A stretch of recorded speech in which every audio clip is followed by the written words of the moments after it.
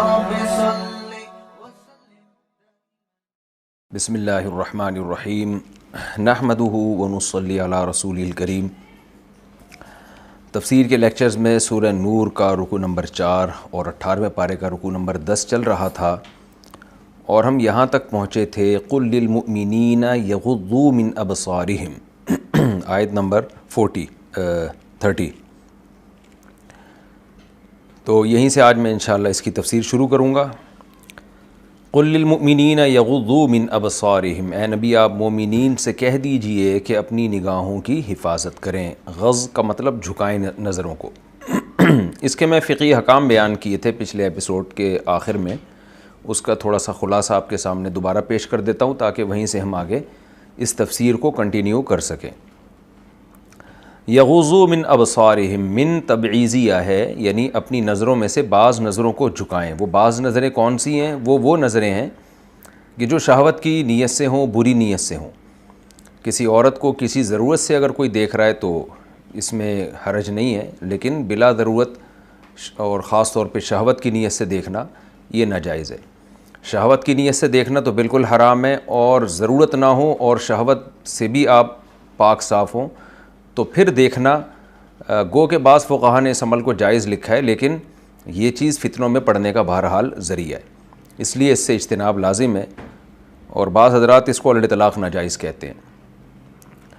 وَيَحْفَظُوا فُرُوجَهُمْ، اور اپنی شرمگاہوں کی حفاظت کریں. میں نے پچھلے ایپیسوڈ میں اس کی بہت ڈیٹیل بتائی تھی کہ کہاں دیکھنا مستحب ہے اور کب حرام ہے، کب مکروہ ہے اور کب جائز ہے اور کب ناپسندیدہ ہے. اس کی پوری ڈیٹیل میں نے بتا دی تھی. اس کا خلاصہ یہی ہے کہ جہاں ضرورت ہوگی وہاں دیکھنا جائز ہوگا، اور جہاں ضرورت نہیں ہے تو پھر یہ دیکھا جائے گا کہ شہوت کی نیت ہے یا نہیں ہے. اگر شہوت کی نیت سے ہو تو پھر بالکل حرام ہے، اور اگر شہوت کی نیت نہیں ہے لیکن شہوت کا غالب گمان ہے تو بھی دیکھنا جائز نہیں ہے. اور اگر شہوت کی نیت بھی نہیں ہے، شہوت کا غالب گمان بھی نہیں ہے تو پھر دیکھنا مباح ہے، بشرطے کہ عورت پردے دار نہ ہو.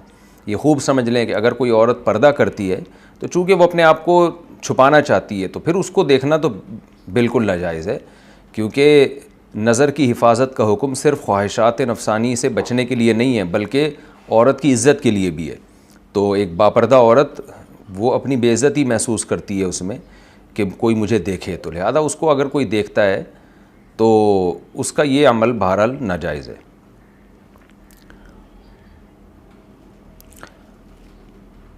ان اللہ خبیر بما یصنعون، اللہ فرماتے ہیں کہ اللہ جو کچھ تم کر رہے ہو اس سے باخبر ہے. یصنع یہ صنعت سے ہے نا، صنعت تکلف سے جب کوئی کام کیا جاتا ہے. میں نے اس کی کافی تفصیل بتائی تھی کہ صنعت کار کسے کہتے ہیں؟ جو فیکٹریاں لگانے والے ہوتے ہیں. صنعت مصنع عربی میں فیکٹریوں کو کہا جاتا ہے جہاں باقاعدہ ایک عمل کر کے تکلف کر کے کوئی پروڈکٹ تیار ہوتی ہے محنت کر کے. تو اللہ نے یہاں ان اللہ خبیر بما یعملون نہیں کہا، بما یصنعون کہا ہے، اس لیے کہ جو نظر کی حفاظت جو لوگ نہیں کرتے نا، وہ دیکھنے کے لیے بڑے تکلفات سے کام لیتے ہیں. پہلے تو اپنے لیے اس عمل کو حلال قرار دینے کی کوشش کرتے ہیں کہ ہم تو ضرورت سے دیکھ رہے ہیں، حالانکہ وہ ضرورت سے نہیں دیکھ رہے ہوتے، ان کی نیت ہی بری ہوتی ہے عورت کو دیکھنے کی. تو یہ بھی ایک تکلف ہے جو وہ لوگ کرتے ہیں. پھر اس پہ اور پھر یہ دیکھتے ہیں کوئی ہمیں دیکھ تو نہیں رہا، تو اس کے لیے موقع اور محل تلاش کرتے ہیں تاکہ عزت جانے کا خطرہ نہ ہو. تو یہ ایک باقاعدہ ایک پلاننگ کے تحت یہ سارے کام ہوتے ہیں. تو اس لیے اللہ نے یصنعون کا لفظ اس کے لیے استعمال کیا کہ تم جو کچھ شرارتیں کر رہے ہو نا، اور جو کچھ تم تکلفات کر رہے ہو تو اللہ اس سے باخبر ہے، اللہ بے خبر نہیں ہے. وَقُلْ لِلْمُؤْمِنَاتِ يَغْضُضْنَ مِنْ أَبْصَارِهِنَّ، اور اے نبی آپ مومن عورتوں سے بھی کہہ دیجئے کہ وہ بھی اپنی نگاہوں کی حفاظت کریں. وَيَحْفَظْنَ فُرُوجَهُنَّ، اور اپنی شرمگاہوں کی حفاظت کریں. عورت کے لیے بھی مرد کو دیکھنا، اس میں بھی وہی تفصیل ہے کہ اگر شہوت کی نیت سے کسی مرد کو دیکھ رہی ہے، لذت حاصل کر رہی ہے اس کو دیکھ کے، تو یہ حرام اور ناجائز ہے. نکاح کرنا ہے کسی سے، اس نیت سے اس کو دیکھا تو یہ جائز ہے. اور کوئی اور ضرورت ہو جس کی بیس پہ دیکھنا پڑ رہا ہے تو بھی جائز ہے، لیکن اس میں یہ ضرور ہے کہ شہوت نہ ہو، اس میں خواہش نفسانی داخل نہ ہو اس میں. تو وہی حکم ہے جو مردوں کے لیے حکم ہے. لیکن چونکہ مرد کے لیے عورت کو دیکھنے میں فتنے کا خطرہ زیادہ ہے، یعنی مرد جب عورت کی طرف دیکھتے ہیں تو اس میں زیادہ خطرہ ہوتا ہے فتنے کا، اس لیے اس کے احکام زیادہ سخت ہیں، جبکہ عورت اگر کسی مرد کو دیکھتی ہے تو اس میں فتنے کا خطرہ کم ہوتا ہے، کیونکہ مرد میں اللہ نے ایسی فوری اٹریکشن نہیں رکھی ہے کہ دیکھتے ہی کوئی اس پہ عاشق ہو جائے یا کچھ شہوانی جذبات پیدا ہو جائیں، تو اس لیے اس کا معاملہ نسبتاً آسان ہے، لیکن حکم دونوں کا سیم ہی ہے، اور جس کا خلاصہ یہی ہے کہ شہوت کی نیت سے جب بھی مرد اور عورت ایک دوسرے کو دیکھیں گے، برائی کا جذبہ پیدا ہوگا ان کے اندر یا پیدا ہونے کا خطرہ ہو، تو ایسی دونوں صورتوں میں نہ مرد عورت کو دیکھ سکتا ہے نہ عورت مرد کو دیکھ سکتی ہے۔ وَيَحْفَظْنَ فُرُوجَهُنَّ، اور اپنی شرمگاہوں کی حفاظت کریں، کیونکہ جب آپ نظر کی حفاظت کریں گے تو شرمگاہ کی حفاظت بھی ہوگی، اگر نظر کی حفاظت نہیں ہے تو یہ پہلی سیڑھی ہے حرام اور زنا تک لے جانے کی۔ یہاں کچھ احادیث ہیں جو بتائی جاتی ہیں کہ عبداللہ ابن ام مکتوم رضی اللہ تعالی عنہ نابینا صحابی تھے، رسول اللہ صلی اللہ علیہ وسلم کی ازواج نے ان کو دیکھا کہ وہ آ رہے ہیں، تو آپ صلی اللہ علیہ وسلم نے اپنی ازواج کو ان کو دیکھنے سے منع کیا اور حکم دیا کہ پردہ کریں اور یہاں سے چلی جائیں۔ تو امہات نے فرمایا کہ یا رسول اللہ وہ تو نابینا ہیں عبداللہ ابن ام مکتوم، تو آپ صلی اللہ علیہ وسلم نے فرمایا وہ نابینا ہے، تم تو نابینا نہیں ہو۔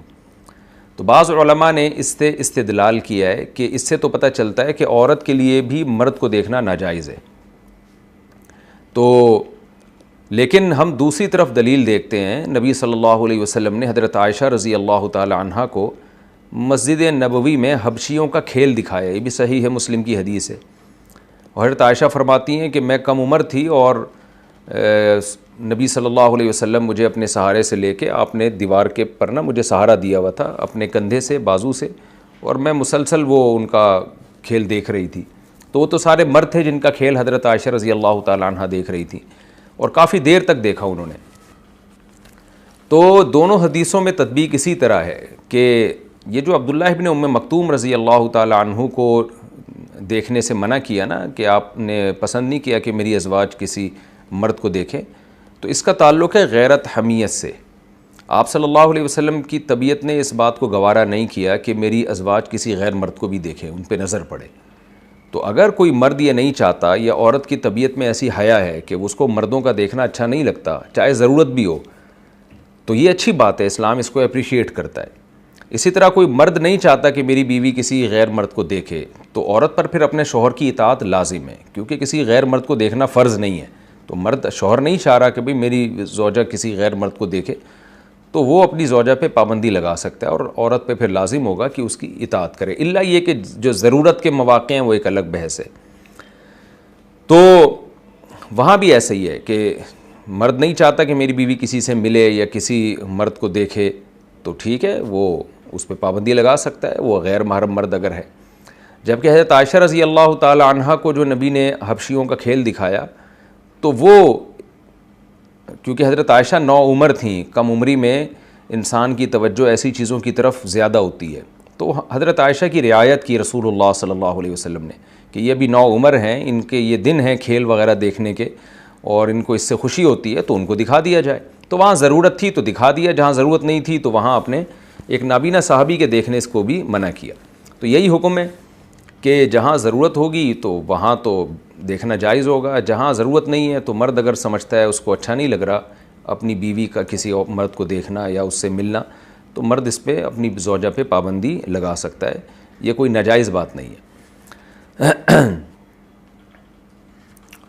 آگے چلتے ہیں ہم، آگے بہت اہم احکام پردے سے متعلق شروع ہو رہے ہیں۔ آگے اللہ تعالیٰ نے فرمایا وَلَا يُبْدِينَ زِينَتَهُنَّ إِلَّا مَا ظَهَرَ مِنْهَا، اور یہ مومن عورتیں اپنی زینت کو ظاہر نہ کریں، الا ما ظہر منہا، سوائے اس زینت کے جو ظاہر رہتی ہے۔ اس آیت کا کیا مطلب ہے؟ میں نے پچھلے ایپیسوڈ میں آپ کو بتایا تھا کہ ولا یبدین زینتہن، یہاں مضاف محذوف ہے، یعنی مواضع زینتہن۔ جیسے میں مثال دیتا ہوں نا کہ گاڑی کا ٹائر پنچر ہے، تو جیسے میں نے مثال دی تھی نا گاڑی پنچر ہو گئی ہے تو کہتے ہیں گاڑی کا ٹائر اصل میں پنچر ہوا ہے، تو ٹائر مضاف ہے جو حذف کر دیا، تو ایسے ہی یہاں مضاف محذوف ہے۔ ولا یبدین زینتہن، اور اپنی زینت کو ظاہر نہ کریں، یعنی جو زینت جن جگہوں پہ کی جاتی ہے، وہ کون سی جگہیں ہیں جہاں زینت کی جاتی ہے؟ ایک عورت کا چہرہ ہے جس پہ وہ زینت اختیار کرتی ہے، کان ہیں جس میں بالیاں پہنی جاتی ہیں، اور بازو ہیں جن میں چوڑیاں پہنی جاتی ہیں، پنڈلیاں ہیں جن میں پازیب اور اس طرح پازیب پہنی جاتی ہے۔ تو اس دور میں یہی وہ جگہ تھی، سینہ ہے جہاں ہار پہنا جاتا ہے، تو یہی وہ جگہ تھی جہاں عورت زینت کا اظہار کرتی تھی۔ تو یہ وہ تمام جگہیں ہیں جو اللہ تعالیٰ نے عورت کو حکم دیا کہ وہ چھپائیں، یعنی غیر محرم مردوں سے چھپائیں۔ الا ما ظہر منہا، سوائے ان اعضاء کے جو ظاہر رہتے ہیں، یعنی جو ضرورت کی وجہ سے ظاہر رکھے جاتے ہیں۔ وہ کون سے اعضاء ہیں؟ حدیث میں عبداللہ ابن عباس رضی اللہ تعالیٰ عنہ سے اس کی تفسیر ہے کہ الا ما ظہر سے منہا سے مراد ہے چہرہ اور ہاتھ، یعنی چہرہ اور ہاتھ اس سے مستثنی ہے۔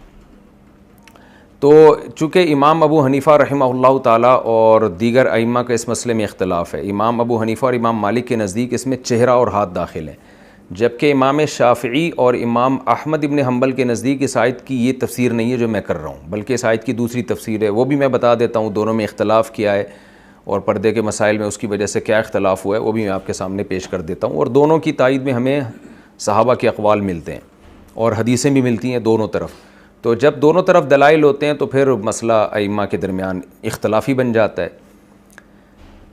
امام شافعی اور امام احمد ابن حنبل کے نزدیک اس آیت کا مطلب یہ ہے کہ اپنی زینت کو ظاہر نہ کریں، یعنی جو بھی زینت کے اعضاء ہیں تو سارے اعضاء اس میں داخل ہو گئے، الا ما ظہر منہا، سوائے اس زینت کے جو ظاہر ہوتی ہے، یعنی کچھ زینت ایسی ہے جو چھپانا ممکن ہی نہیں ہے۔ مثال کے طور پر ایک عورت نے اپنے اوپر چادر ڈالی ہوئی ہے، وہ چادر نہیں چھپا سکتی۔ ما ظہر منہا کا مطلب کہ جو چیز ظاہر ہی ہے، یعنی عورت پر اتنا پردہ لازم نہیں ہے کہ کہیں وہ گھر سے نکلے ہی نہیں اور اس کے برقعے پہ اور چادر پہ بھی نظر نہ پڑے، کیونکہ وہ تو ظاہر ہے۔ ما ظہر منہا کا مطلب جو حصہ ظاہر ہے وہ تو نظر ہی آئے گا، تو وہ چھپانا اس کے بس میں نہیں ہے۔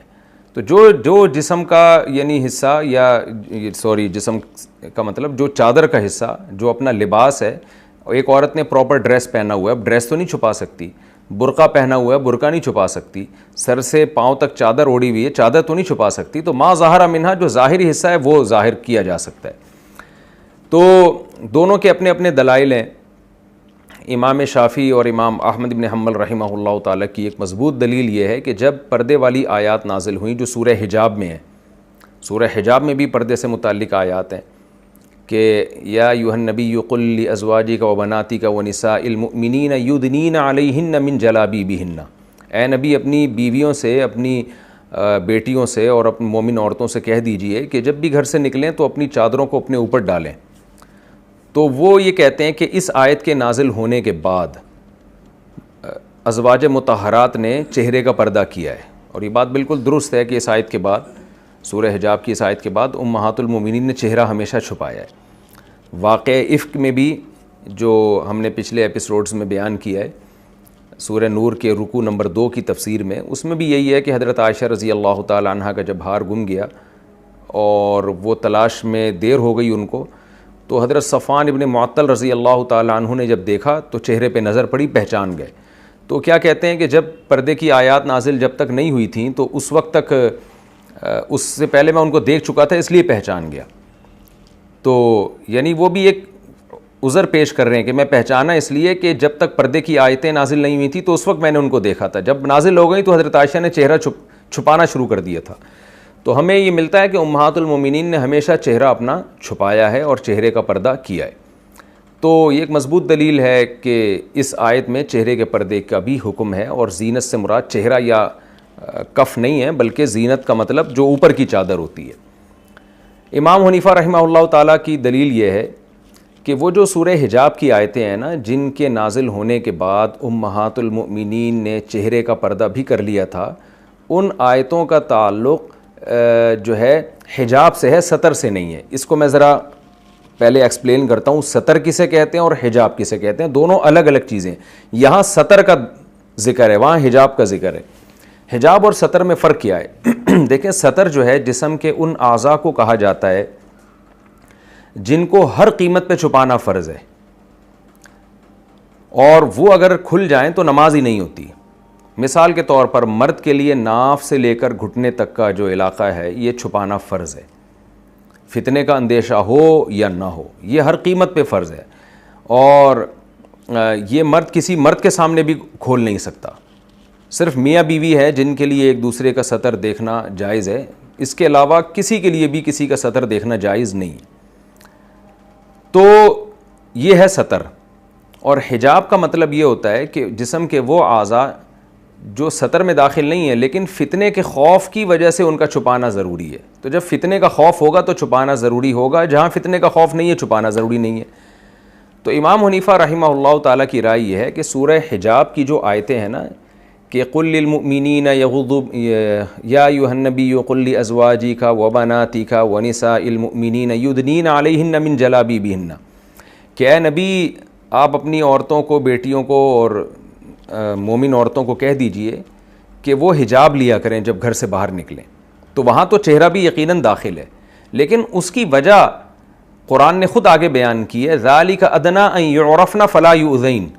ہوتا یہ تھا کہ جو باندیاں تھیں نا، باندیاں ظاہر ہے ان کی وہ عزت نہیں تھی جو ایک آزاد عورت کی ہوتی تھی، کیونکہ جنگوں میں قیدی بنا کے لایا جاتا تھا، ان کو غلام بنایا جاتا تھا۔ تو ہوتا یہ تھا کہ آزاد عورت کو چھیڑنا، تنگ کرنا، یہ منافقین کے لیے بہت مشکل کام تھا، کیونکہ وہ عرب ہی کی عورتیں تھیں اور صحابہ کی کوئی زوجہ ہوگی، کوئی بیٹی ہوگی، تو عربوں ہی کا یعنی کوئی بیٹی تھی، کوئی بہن تھی، کوئی بیوی تھی۔ یہ جو باندیاں تھیں یہ تو دوسرے ملکوں سے جب جنگ ہوتی تھی تو وہاں سے آتی تھیں، غلام بن کے رہتی تھیں۔ تو اب ہوتا یہ تھا کہ بعض دفعہ منافقین وہ کسی عورت کو تنگ کرنے یا چھیڑنے کے لیے جاتے تو ان کو بھی پتہ تھا کہ آزاد عورت کو اگر ہم نے تنگ کیا تو یہ بہت بڑی جنگ چھڑ جائے گی اور ہمارے لیے بہت مسئلہ ہوگا۔ ان کی نیت ہوتی تھی باندی کو تنگ کرنے کی، لیکن باندی اور بعض دفعہ آزاد عورت میں فرق کرنا ان کے لیے مشکل ہوتا تھا، تو غلط فہمی میں کسی آزاد عورت کو بھی تنگ کر دیا کرتے تھے وہ۔ تو قرآن نے کیا کیا؟ قرآن نے آزاد عورتوں کو حکم دیا کہ وہ چہرہ بھی چھپائیں گی، اور باندی کو حکم دیا کہ وہ چہرہ نہیں چھپائے گی۔ اس کی ایک وجہ بھی تھی کہ باندیوں کو بہت زیادہ گھر کے کام کاج اور باہر کے کام کاج کرنے پڑتے تھے، ان کے لیے چہرہ چھپانے میں حرج بھی بہت تھا۔ تو اللہ تعالیٰ نے سورہ حجاب میں فرمایا کہ ذالک ادنیٰ ان یعرفن فلا یؤذین، جب چہرہ چھپا ہوگا نا آزاد عورت کا تو فوراً منافق سمجھ جائیں گے بھئی یہ عزت دار عورت ہے، یہ چہرے کا پردہ کرتی ہے، تو اس کے ساتھ ہم نے نہیں الجھنا، کیونکہ یہ انسان کی نیچر ہوتی ہے کہ اگر وہ جو اوباش قسم کے لوگ ہیں، آوارہ لوگ ہیں، وہ کسی عورت کو چھیڑنے کی کوشش بھی کرتے ہیں تو ان کا ہدف پہلے یہ ہوتا ہے کہ جو عورتیں پردہ نہیں کرتی ہم نے تنگ کرنا ہے تو ان کو تنگ کریں ہم۔ پردے والی عورت سے ایک انسان کو نا غیرت آتی ہے، حیا آتی ہے، بہت ہی کوئی بے شرم ہوگا تو جا کے پردے والی عورت کو تنگ کرے گا، ورنہ پردے والی عورت سے لوگ ریزرو ہی رہتے ہیں، اس کو احترام کرتے ہیں، اس کی کو عزت دیتے ہیں۔ تو قرآن نے حکم دیا کہ جو آزاد عورتیں ہیں نا وہ پردہ کریں، چہرہ چھپائیں، تاکہ پہچانی جائیں، وہ پتہ چلے بھئی یہ عزت دار خاندان سے ہے، یہ چہرہ بھی چھپا رہی ہے۔ تو اس سے کم از کم عزت دار عورتوں کا تو کہ فتنے سے محفوظ ہو جائیں گی، کوئی ان کو تنگ نہیں کرے گا۔ رہا باندیوں کا مسئلہ تو اس کا قرآن نے دوسری جگہ سد باب کیا، چھیڑنا تو نہ باندی کو جائز تھا نہ آزاد عورت کو، لیکن فی الحال آزاد عورت کو تو بچایا جائے نا اس فتنے سے، تو وہ بچانے کا قرآن نے یہی حکم دیا کہ وہ چہرہ چھپائیں گی تو پتہ چل جائے گا کہ یہ عزت دار اور آزاد عورتیں ہیں، لیکن باندی کو حکم دیا کہ وہ چہرہ نہ چھپائے، تاکہ آزاد اور عزت دار میں اگر باندیاں بھی چہرہ چھپانا شروع کر دیتی تو فرق ختم ہو جاتا، تو اس سے آزاد عورتیں بھی فتنے میں پڑنے کا خطرہ تھا ان کو۔ تو اس لیے قرآن نے آزاد عورت کو حکم دیا وہ چہرہ چھپائے گی، تاکہ فی الحال آزاد اور باندی میں فرق ہو۔ پھر باندیوں کے لیے قرآن نے دوسرا دفعیہ کیا کہ اگر یہ منافقین لوگ اس طرح کے پروپیگنڈوں سے باز نہیں آتے تو ان کو ہم مدینہ سے نکال دیں گے، اور اس طرح کی حرکتوں سے باز نہیں آتے۔ تو سورہ حجاب ہی کے اس رکوع میں ہے کہ اِن لم ينتهِ المنافقون، اگر یہ منافق لوگ باز نہیں آئے اور مدینہ میں جو افواہیں پھیلانے والے لوگ باز نہیں آئے ہیں، تو اے نبی ہم آپ کو ان پر طاقت اور قدرت دیں گے اور آپ کے ذریعے ہم ان کو عذاب دیں گے۔ تو اس آیت کے نازل ہونے کے بعد تمام آزاد عورتوں نے چہرہ چھپانا شروع کر دیا، اور باندی پر پابندی لگی کہ وہ چہرہ نہیں چھپا سکتی۔ یہی وجہ ہے کہ حضرت عمر رضی اللہ تعالیٰ عنہ کے دور میں ایک باندی نے چہرہ چھپایا ہوا تھا، تو حضرت عمر نے اس کو ڈانٹا ہے غصے سے کہ اتتشبہین بالحرائر، کیا تو آزاد عورتوں سے مشابہت کر رہی ہے؟ تو باندی کو مستثنا۔ اس کی وجہ ایک یہ بھی تھی کہ اس کے کام کاج بھی بہت تھے، لیکن بعد میں جب فتنوں کا دور شروع ہوا اور ظاہر ہے وہ صحابہ کے دور میں جو ایک تقویٰ الہیت تھی وہ ختم ہو گیا، تو 6 7ویں ہجری میں علماء نے باندی کو بھی حکم دیا کہ وہ چہرہ چھپائے گی، کیونکہ اس میں شہوت پرستی پہلے کی نسبت پھیل چکی تھی۔ وجہ اس کی یہ تھی کہ قرآن نے جو حکم دیا تھا نا کہ آزاد عورت پردہ کرے گی، باندی پردہ نہیں کرے گی، وہ ایک خاص حکمت کی وجہ سے دیا تھا، وہ کوئی دائمی حکم نہیں تھا۔ تو دائمی حکم تو تھا، وہ یہ تھا کہ جہاں فتنے کا خوف ہوگا وہاں پردہ ہوگا، جہاں فتنے کا خوف نہیں ہوگا وہاں پردہ نہیں ہوگا۔ اب صحابہ کے دور میں خیر کا غلبہ تھا تو باندیوں کو لوگ چھیڑتے نہیں تھے سوائے منافقین اوباش قسم کے لوگ، لیکن 6 7ویں ہجری میں مسلمانوں میں وہ تقویٰ الہیت نہیں رہی جو پہلے ہوا کرتی تھی، تو اس وقت پھر علامہ ابن تیمیہ رحمہ اللہ تعالیٰ کا مشہور قول ہے، میں نے خود بھی پڑھا ہے، انہوں نے کہا کہ اس زمانے میں باندیوں کو بھی حکم دیا جائے گا کہ وہ چہرہ چھپائیں، کیونکہ باندیوں کی عزتیں بھی اب اس طرح سے محفوظ نہیں رہ پا رہی تھی جیسے اسلاف کے دور میں ہوا کرتی تھی۔ پہلے تو صرف منافقین تنگ کرتے تھے، مسلمانوں میں بھی پھر یہ برائی آ گئی کہ وہ آزاد اور باندی میں فرق کیے بغیر جو ہے وہ ان کو بھی تنگ کرنے لگے۔ تو یہ میں دلائل دے رہا ہوں امام حنیفہ کے مسلک کے، کہ جو سورہ حجاب اور یہ والی آیتوں میں امام صاحب کے نزدیک فرق ہے۔ تو سورہ حجاب میں اللہ نے حجاب کا حکم دیا، اور اس صورت میں اللہ نے ستر کا احکام بیان کیے۔ تو اب دوبارہ میں اس کو آسان لفظوں میں ایکسپلین کرتا ہوں کہ ستر انسان کی باڈی کا وہ حصہ ہوتا ہے جو ہر قیمت پہ چھپانا فرض ہے، چاہے فتنے کا اندیشہ ہو یا نہ ہو۔ اور حجاب کا مطلب جہاں فتنے کا اندیشہ ہوگا اس حصے کو چھپانا فرض ہوگا، جہاں فتنے کا اندیشہ نہیں ہے تو اس حصے کو چھپانا فرض نہیں ہے۔ تو امام صاحب کہتے ہیں کہ سورہ حجاب میں ستر کے حکام نہیں ہیں، حجاب کے حکام ہیں۔ تو عورت چہرہ چھپائے گی جہاں فتنے کا اندیشہ ہوگا، جہاں فتنے کا اندیشہ نہیں ہے وہاں چہرہ چھپانا اس پہ لازم نہیں ہے۔ جبکہ یہ جو سورہ نور کی آیتیں ہیں ان میں حجاب کا بیان نہیں ہے، ستر کا بیان ہے۔ یہ جو قرآن کہہ رہا ہے وَلَا يُبْدِينَ زِينَتَهُنَّ، کہ عورت اپنی زینت یعنی زینت کے اعضاء کو ظاہر نہیں کر سکتی سوائے ان اعضاء کو جو کھلے رہتے ہیں، اور عبداللہ بن عباس کے مطابق یہ وہ اعضاء ہیں کہ چہرہ اور ہاتھ، تو چہرہ اور ہاتھ ستر میں داخل نہیں ہے، باقی پوری باڈی عورت کی ستر میں داخل ہے، نامحرم کے لیے، محرم کے لیے ستر نہیں ہے، نامحرم کے لیے یہ ستر ہے۔ تو اس کا خلاصہ یہ نکلا کہ امام حنیفہ کے نزدیک عورت کے لیے چہرہ اور ہاتھ کھولنا یہ جب فتنے کا اندیشہ نہیں ہوگا تو جائز ہے یہ، لیکن باقی باڈی غیر محرم سے ہر قیمت پہ چھپانا فرض ہے، چاہے فتنے کا اندیشہ ہو یا نہ ہو۔ یہی وجہ ہے کہ نماز میں عورت کا چہرہ کھل جائے تو نماز ہو جاتی ہے، سر کھل جائے تو نماز نہیں ہوتی۔ امام حنیفہ رحمہ اللہ تعالیٰ کے موقف کی ایک مضبوط دلیل یہ بھی ہے کہ فتح مکہ کے موقع پر، حجۃ الوداع کے موقع پر آپ صلی اللہ علیہ وسلم کے ساتھ سواری میں پیچھے حضرت فضل ابن عباس بیٹھے ہوئے تھے، نوجوان تھے۔ تو اس دوران ایک بوڑھا آیا اپنی ایک بچی کے ساتھ، جوان لڑکی کے ساتھ، اس کا چہرہ لڑکی کا کھلا ہوا تھا۔ تو حدیث میں کہ فضل ابن عباس رضی اللہ تعالیٰ عنہ جو نوجوان تھے وہ اس لڑکی کو دیکھنے لگے، تو آپ صلی اللہ علیہ وسلم نے حضرت فضل ابن عباس کا چہرہ ایسے اپنے ہاتھ مبارک سے موڑ دیا، اس لڑکی سے ہٹا دیا، اور آپ نے فرمایا رأیت الشاب والشابۃ فخفت علیہما، میں نے دیکھا کہ ایک جوان لڑکا ہے اور ایک جوان لڑکی ہے تو مجھے دونوں پہ خطرہ ہوا، لہذا میں نے ان کی نظر کو وہاں سے ہٹا دیا ہے۔ تو یہ بھی ایک مضبوط دلیل ہے کہ اگر چہرے کا پردہ جو ہے ستر میں داخل ہوتا، یعنی چہرہ جو ہے عورت کے ستر کا حصہ ہوتا تو اس کو تو چھپانا بہر صورت فرض تھا، تو آپ صلی اللہ علیہ وسلم اس بوڑھے صحابی کو تنبیہ کرتے کہ اپنی بچی کا تم نے چہرہ چھپایا ہوا کیوں نہیں ہے، یعنی اس میں تو پھر کوئی تعویل بنتی نہیں تھی نا۔ تو یہ بھی ایک امام حنیفہ کا مستدل ہے۔ باقی امہات المومنین نے جو چہرے کا پردہ کیا تو وہ فتنے کے خوف سے کیا، اور چہرے کے پردے میں ایک اور چیز بھی ہے، عزت کی وجہ سے بھی چہرے کا پردہ کیا جاتا ہے، جیسے قرآن مجید میں سورہ حجاب میں، اچھا یہ سورہ حجاب جو ہے اس کا مشہور نام سورہ احزاب ہے، تو جو سورہ احزاب ہی کو حجاب کہہ رہا ہوں میں، تو مشہور نام اس کا سورہ احزاب ہے جس میں غزوہ احزاب کا اللہ نے تذکرہ کیا۔ تو امہات المومنین نے جو چہرے کا پردہ کیا تھا نا وہ دو وجہ سے، ایک تو فتنے کا خوف بھی ایک اس کی دلیل ہے، اور دوسرا عورت کی عزت اور شرافت بھی اسی میں ہے۔ تو امہات المومنین تو ظاہر ہے اس امت میں سب سے زیادہ مقدس خواتین تھیں، تو ان کے تقویٰ اور ان کے مقام اور مرتبے کا تقاضا یہی تھا کہ وہ چہرے کو چھپائیں تاکہ ان کی عزت کا پتہ چلے لوگوں کو، ان کے وقار کا پتہ چلے، کیونکہ اسلام میں پردہ جو ہے نا عورت کا وقار کی ایک دلیل ہے۔ اب تو یہ کیونکہ دنیا پہ حکومت کفر کی ہے تو بے پردگی کو عزت سمجھا جاتا ہے، لیکن اسلام میں جو کلچر ہمیشہ سے چلا آ رہا ہے وہ یہ کہ پردہ کو کوئی عزت کی علامت سمجھا جاتا ہے. یہی وجہ ہے کہ پہلے بڑے اونچے گھرانوں کی عورتیں زیادہ پردہ کیا کرتی تھیں. آپ نے عربوں میں دیکھا ہوگا کہ چند سال پہلے تک آپ دیکھتے ہیں کہ جو عرب کے جو شاہی خاندان ہوتے تھے ان کی عورتیں کبھی دنیا کے سامنے نہیں آئی ہیں, کیونکہ یہ بہت بڑی بے عزتی سمجھی جاتی تھی. لیکن اب عرب بھی آزاد ہوتے جا رہے ہیں اور وہ بھی مغربی کلچر کو فالو کر رہے ہیں. ہندوستان کی تاریخ میں ہم نے اپنے بڑوں سے سنا ہے کہ جو خواتین جتنے بڑے گھرانوں کی ہوتی تھیں وہ اتنا زیادہ سخت پردہ کیا کرتی تھیں. تو پردے کا تعلق اس سے بھی ہے کہ عورت کی عزت کیا ہے اور وہ کس گھرانے سے اس کا تعلق ہے.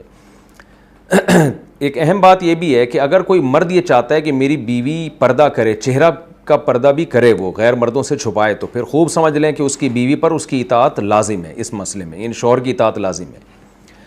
اب کیا حکم ہے, یہ تو میں نے آپ کو بتایا کہ چہرے کا پردہ کا شرعی حکم کیا ہے, اور اس کا خلاصہ میں اب 2 لفظوں میں سمیٹ دیتا ہوں کہ امام شافعی اور امام احمد ابن حنبل کے نزدیک چہرہ اور ہاتھ یہ سطر میں داخل ہیں, لہذا ان کا چھپانا بہر صورت فرض ہے, چاہے فتنے کا خوف ہو یا نہ ہو. سعودی عرب میں چونکہ فقہ حنبلی کو فالو کیا جاتا ہے, لہذا عرب علماء کا بھی یہی فتویٰ ہے کہ ہر قیمت پہ, یعنی سعودیہ کے جو عرب علماء ہیں ان کا یہی فتویٰ ہے. اور اس کی بھی دلیل بہت مضبوط ہے, کمزور دلیل نہیں ہے. جو میں نے بتائی کہ سورہ حجاب کی جب آیتیں نازل ہوئی ہیں تو خواتین نے چہرے کا پردہ کیا, اور وہ اس آیت کا جو مطلب بیان کرتے ہیں وہ مطلب اور سورہ حجاب کا مطلب ایک ہی بن جاتا ہے. جبکہ حنفیہ اور مالکیہ کے نزدیک چہرے کا پردہ فتنے کی صورت میں لازم ہے, ورنہ چہرہ اور ہاتھ کا پردہ یہ سطر میں داخل نہیں ہے. تو جہاں فتنے کا خوف ہوگا وہاں چہرہ چھپانا فرض ہوگا, جہاں خوف نہیں ہے وہاں چھپانا فرض نہیں ہے. اور امہات المومنین کا عمل یا تو تقوی پر محمول ہے, یا اس وقت کے خاص حالات کے حساب سے ان کو حکم دیا گیا, یا یہ کہ وہ نبی کی ازواج تھیں تو ان کا مقام بہت اونچا تھا, تو اس مقام کے اعتبار سے انہوں نے بہر صورت چہرے کا پردہ کیا ہے. یہ میں نے آپ کو بہت ہی مختصر خلاصہ آپ کے سامنے پیش کر دیا. باقی دونوں طرف دلائل, جب آپ فقہ کی کتابوں میں جاتے ہیں تو دلائل کے انبار ہیں. اور حقیقت یہ ہے کہ جس مسئلے پر نہ ائمہ مجتہدین اکٹھے نہیں ہو سکے, تو آج دلائل کی دنیا میں ہم اس مسئلے کو ختم نہیں کر سکتے, کیونکہ دلائل دونوں طرف اتنے مضبوط ہوتے ہیں, تبھی تو ان ائمہ کا اختلاف رہا. اگر ایک کے دلائل کمزور ہوتے تو دوسرا امام ظاہر ہے اس کو مسترد کر کے ایک ہی پر جمع ہو جاتے سب. تو اس لیے جب ائمہ مجتہدین کے درمیان اختلاف ہوتا ہے نا, تو ہم اس اختلاف کو اس زمانے میں 100% ختم نہیں کر سکتے, بلکہ اس اختلاف کا ہم فائدہ اٹھا سکتے ہیں. وہ فائدہ یہی ہے کہ جہاں شدید ضرورت ہوگی تو وہاں امام ابو حنیفہ کے قول پہ عمل کیا جائے گا, جہاں ضرورت نہیں ہے تو وہاں پھر امام شافعی کے قول کو ہی لیا جائے گا. یہی وجہ ہے کہ جو حنفیہ ہیں, متأخرین حنفیہ, تقریباً 7ویں یا 6ٹھی صدی ہجری کے جو علماء حنفیہ تھے, انہوں نے اس مسئلے میں امام شافعی ہی کے قول کو فالو کیا ہے, اور وہ امام حنیفہ کے قول کے اگینسٹ بھی نہیں ہے. وہ قول یہی ہے کہ بھئی چونکہ فتنے کا خوف ہے, جوان عورت اگر چہرہ نہیں چھپائے گی تو فتنے کا اندیشہ ہے, لہذا جوان عورت پہ چہرہ چھپانا فرض ہے. تو جتنے بھی احناف 700-800 سال سے چلے آ رہے ہیں, اس سے پہلے کے جو احناف تھے وہ تو اسی قول کو لیتے رہے جو امام حنیفہ کا قول تھا, لیکن اس کے بعد فتویٰ جو دیا گیا وہ اسی پر دیا گیا. تمام احناف اس پر متفق ہو گئے کہ چونکہ زمانہ تبدیل ہو چکا ہے, جوان عورت اگر چہرہ نہیں چھپائے گی بڑے مسائل ہوں گے, بہت فتنے ہوں گے, زنا کا دروازہ کھلے گا, اور آج تو آپ کو پتہ ہے شہوت پرستی کا دور ہے. تو اس لیے تمام احناف نے اس مسئلے میں وہی قول اختیار کیا جس میں تقویٰ للہیت زیادہ تھی اور جو شریعت کے مزاج کے زیادہ قریب ہے, اور وہ یہی ہے کہ بلا ضرورت شدیدہ جوان عورت اپنا چہرہ نہیں کھول سکتی. تو یہ خلاصہ میں نے آپ کے سامنے پیش کیا. ہاں یہ ضرور ہے کہ چونکہ مسئلہ اختلافی ہے, لہذا جو لبرل قسم کی خواتین جو فلموں میں ناچتی تھیں, گاتی تھیں, ڈانس کرتی تھیں, وہ اگر دین کی طرف آنا چاہیں تو ان کو علماء گنجائش دیتے ہیں کہ چلو بھائی اس درجے پر عمل کر لو جو چاروں اماموں کے نزدیک متفقن علیہ ہے, اتفاقی ہے, کہ چلو بھی اس درجے پر آ جاؤ. وہ درجہ یہی ہے کہ چہرہ اور ہاتھ کے علاوہ باقی پورا جسم ڈھانپ دیا جائے, تو چلو اس پہ ہی آ جاؤ, کم از کم یعنی ایسا پردہ تو ہو گیا نا جس پہ چاروں کا اتفاق ہے. تو اس پر تو چاروں اماموں کا اتفاق ہے کہ کلائی, سر اور دونوں کان اور یہ جو گردن ہے, گردن سے لے کے باقی پورا جسم, یہ چھپانا چاروں اماموں کے نزدیک واجب ہے. تو اسی پر بھی آ جائیں تو بھی غنیمت ہے. تو اختلاف کا فائدہ یہاں اٹھایا جا سکتا ہے کہ جو بیچاری لبرل عورتیں جو بالکل ہی دین سے دور ہیں ان کو گنجائش دی جا سکتی ہے, تاکہ کچھ some thing is better than nothing کا اصول. اچھا، میں نے بار بار جو یہ الفاظ کہے ہیں کہ چہرہ اور ہاتھ مستثنیٰ ہے، تو یہ خوب سمجھ لیں کہ پاؤں بھی مستثنیٰ ہے. پاؤں کے بارے میں پھر علماء کا اختلاف ہے کہ وہ مستثنیٰ ہے یا نہیں، لیکن راجح قول یہی ہے کہ پاؤں کا ڈھانکنا بھی بعض دفعہ عورت کے لیے بہت مشکل ہو جاتا ہے. حدیث میں تو ترغیب ہے کہ عورت جو بھی چادر یا ازار پہنے گی یا کوئی بھی برقع، تو وہ ایک بالش زمین سے گھسٹتا ہوا چلے. یرخین شبرن، یہ صحیح حدیث کے الفاظ ہیں. ایک بالش زمین پہ گھسیٹیں گی وہ. تبھی ہم نے دیکھا ہے سعودی عرب میں جو عرب کی باپردہ عورتیں ہیں، تو جب عمرے کے لیے آتی ہیں نا، جو ان کے صحیح دیندار گھرانے، تو ان کے برقعے زمین پہ گھسٹ رہے ہوتے ہیں. لیکن یہ استحبابی حکم ہے، وجوبی حکم نہیں ہے. تو استحباب یہی ہے کہ عورت پاؤں بھی چھپائے اور چادر کو زمین پہ گھسیٹے وہ. لیکن جائز یہ بھی ہے کہ وہ پاؤں اپنے کھول سکتی ہے، جو پاؤں کا اوپر، وہ بھی ما ظہر منہا میں داخل ہے. تو یہ خلاصہ میں نے آپ کے سامنے پیش کیا مسائل کا. آگے چلتے ہیں. اللہ تعالیٰ فرماتے ہیں وَلْيَضْرِبْنَ بِخُمُرِهِنَّ عَلَى جُيُوبِهِنَّ، اور عورت کو چاہیے کہ عورتوں کو چاہیے وہ ڈالیں اپنی چادروں کو اپنے گریبانوں پہ، یعنی سینہ بھی چھپائیں. وہ ما ظہرا منہا سے یہ وہم ہو سکتا تھا کہ شاید سینہ بھی، کیونکہ بعض عورتیں ان کا سینہ ہر وقت کھلا رہتا ہے، یہ جو گردن کا حصہ ہے نا، نیچے والا حصہ ہار وغیرہ نظر آتا ہے، تو اللہ نے حکم دے دیا کہ یہ بھی باہر قیمت چھپانا پڑے گا. ایسا نہ ہو ما ظہرا منہا سے تم یہ سمجھو کہ سینہ بھی اس میں داخل ہے. تو ما ظہرا منہا میں صرف چہرہ اور ہتھیلی داخل ہے، اور پاؤں بھی بہت سے فقہا کے نزدیک اس میں داخل ہے، لیکن سینہ ما ظہرا منہا میں داخل نہیں ہے. تو عورت پر گردن اور سینہ یہ دونوں چھپانے فرض ہیں، اور کان کو چھپانا بھی فرض ہے، کیونکہ وہ بھی موضع زینت ہے، اور اللہ نے بتا دیا کہ جو زینت کے جگہیں ہیں وہ تمام کی تمام عورت کو چھپانی پڑیں گی. تو صرف چہرہ اور ہاتھ وہ سطر میں داخل نہیں ہے. وَلَا يُبْدِينَ زِينَتَهُنَّ، اور اپنی زینت کو ظاہر نہیں کر سکتی. یعنی زینت سے وہی مراد ہے زینت کے اعضاء، وہ اعضاء جن پہ زینت اختیار کی جاتی ہے وہ ظاہر نہیں کر سکتی. إِلَّا لِبُعُولَتِهِنَّ، سوائے اپنے شوہروں کے لیے. تو زینت کے اعضاء میں نے بتائے کون کون سے ہیں. بازو ہے، چہرہ ہے، دونوں کان ہیں، سر بھی اس میں داخل ہے، اور پاؤں کی پنڈلیاں بھی اس میں داخل، اس میں پازیب پہنی جاتی ہے. تو یہ اعضاء عورت ظاہر نہیں کر سکتی سوائے اپنے شوہروں کے سامنے، او آبائہن، یا اپنے باپ کے سامنے. اپنے والد کے سامنے بھی عورت کلائی بھی کھول سکتی ہے، پنڈلی بھی کھول سکتی ہے جو بیٹی ہے، اور جو ہے وہ سر بھی کھول سکتی ہے، کان بھی کھول سکتی ہے اپنے والد کے سامنے. او آبائی بعولتہن، اپنے شوہروں کے باپوں کے سامنے بھی زینت ظاہر کر سکتی ہیں. زینت سے میں نے بتایا نا کیا زینت مراد ہے، یعنی سسر کے سامنے بھی آ سکتی ہے وہ، اور اپنے بیٹوں کے سامنے بھی، اور اپنے شوہروں کے بیٹوں کے سامنے بھی. یعنی شوہر کا بیٹا وہ ہوتا ہے جو ستیلا بیٹا جسے کہتے ہیں. ایک مرد کی دوسری بیوی سے جو اولاد ہے تو ستیلی ماں کا پردہ نہیں ہے اس ستیلے بیٹے سے، اس کے سامنے بھی زینت ظاہر کر سکتی ہے. او اخوانہن، اپنے بھائیوں کے سامنے بھی، او بنی اخوانہن، اپنے بھائیوں کے بیٹوں کے سامنے بھی، او بنی اخواتہن، اور بہنوں کے بیٹے یعنی بھتیجے اور بھانجوں سے بھی پردہ نہیں ہے. اچھا، یہ اب یہاں کچھ اور بھی احکام آپ سمجھ لیں کہ عورت کے جسم کا کچھ حصہ تو ایسا ہے جو ہر ایک سے چھپانا فرض ہے، چاہے عورت ہو یا مرد ہو، محرم ہو یا نہ محرم ہو، اور وہ بھی یعنی ناف سے لے کے گھٹنے تک، سوائے شوہر. میاں بیوی کا تو ظاہر ہے کوئی پردہ نہیں ہوتا آپس میں.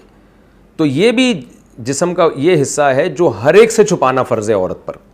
کسی عورت کے سامنے بھی ظاہر نہیں کر سکتی سوائے علاج کی ضرورت کے. اور اچھا، ناف سے لے کے گھٹنے تک، اور کمر بھی اس میں داخل ہے، پشت بھی اس میں داخل ہے. اور اس کے علاوہ جو حصہ ہے یعنی جو موضع زینت ہے، جسے میں نے بتایا کہ بازو ہے، پنڈلی ہے اور سر ہے، یہ محرم مردوں کے سامنے عورت ظاہر کر سکتی ہے. نہ کرنا بہتر ہے، یعنی حیا کا تقاضا یہی ہے کہ عورت اپنے باپ کے سامنے جو جوان بیٹی ہے سر پہ چادر رکھے، جیسے کہ عزت دار گھرانوں میں ایسا ہوتا ہے. تو ہر جائز کام قابل تعریف نہیں ہوتا. یہاں اللہ تعالیٰ جو احکام بیان کر رہے ہیں وہ گنجائش والے، کہ گنجائش ہے اس کی. باقی مستحب کیا ہے؟ مستحب تو یہی ہے جو امہات المومنین کیا کرتی تھیں، اور صحابہ تابعین میں وہ تو ان کی عورتیں اکثر سر پہ چادر لیا کرتی تھیں، اور محرم مردوں کے سامنے بھی اس طرح اپنے جسم کو ظاہر نہیں کیا کرتی تھیں.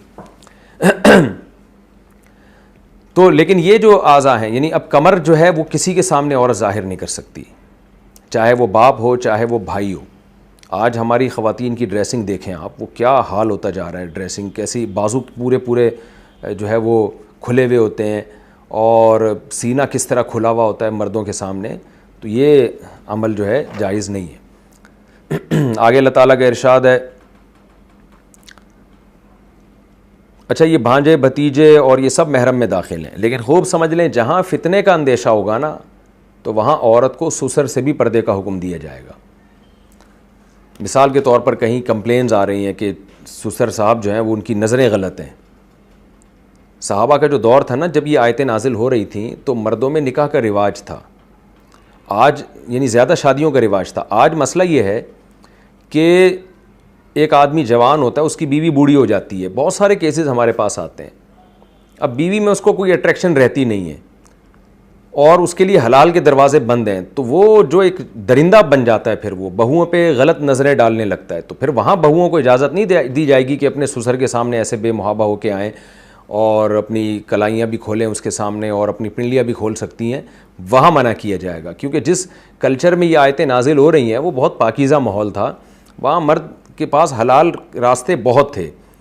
اب حلال بند ہو چکا ہے تو ظاہر ہے پھر حرام کی طرف توجہ لوگوں کی زیادہ جاتی ہے. تو آج کل علماء یہی فتویٰ دیتے ہیں کہ بہو اپنے سسر سے ریزرو رہے گی. باپ سے اتنا خطرہ نہیں ہوتا، لیکن سسر کا رشتہ تھوڑا سا دور کا رشتہ ہو جاتا ہے، تو وہاں بہو پر لازم ہے کہ وہ سسر سے زیادہ بے تکلف نہ ہو. دیور سے تو ویسے ہی پردہ فرض ہے، وہ تو نامحرم میں داخل ہے، لیکن سسر سے بھی جو ہے اب ریزرو رہا جائے گا، احتیاط کی جائے گی. تو یہ وجہ اس کی ہے کہ زمانہ چینج ہو چکا ہے، لیکن بہرحال سسر محرم میں داخل ہے، باپ کی جگہ ہوتا ہے. او نسائہن، اپنی جو عورتیں ہیں ان کے سامنے بھی زینت ظاہر کر سکتی ہیں. اپنی عورتوں کا کیا مطلب ہے؟ یہاں بھی اختلاف ہے امام ابو حنیفہ اور دیگر ائمہ کا. امام صاحب فرماتے ہیں یہاں مومن عورتیں مراد ہیں. جب مومن عورتیں مراد ہیں تو غیر مسلم عورت سے بھی مسلمان عورت کا پردہ فرض ہے، سوائے چہرہ اور ہتھیلی کے.